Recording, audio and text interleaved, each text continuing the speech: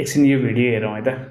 होइन बाँदर ध्रुवीर अहिले मार्छ भनेर जिताएको कति 600 मार्नु? 600 600 वटा बाँदर मार्नुभयो।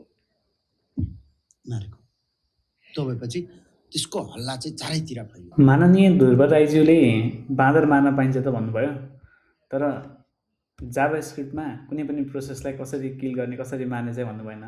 मानव कुनै पनि प्रोसेसले सिपियु धेरै कन्ज्युम गरिरहेको छ, मेमोरी पनि मजाले खाइरहेको छ, त्यस्तो अवस्थामा कुनै पनि प्रोसेसलाई कसरी ग्रेसफुल अर फोर्सफुल वेमा कसरी प्रोसेसलाई स्टप गर्ने भन्ने कुरा आज हामी जाभास्क्रिप्टमा हेर्नेछौँ है त। सुरुमा चाहिँ जाभास्क्रिप्टको बिल्ड इन मोड्युल चाइल्ड प्रोसेसबाट हामीले EXEC भन्ने फङ्सन एक्सट्र्याक्ट गऱ्यौँ है। त्यसपछि चाहिँ हामीले एउटा चाइल्ड भन्ने भेरिएबल बनायौँ जहाँ चाहिँ कुनै पनि प्रोसेसको रिफरेन्स हुन्छ क्या।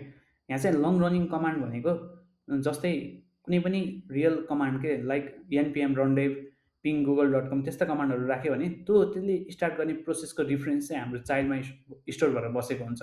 यसले चाहिँ callback error standard outer standard error return गर्छ होइन।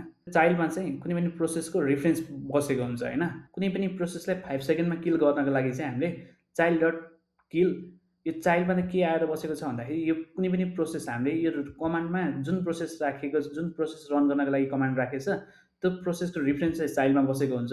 अब यो चाइल्ड डट किल गरियो भने यदि त्यो प्रोसेसलाई हामीले ग्रेसफुल रूपमा स्टप गर्नु छ भने चाइल्ड डट किल सिक टर्म भनेर हामीले युज गरिन्छ।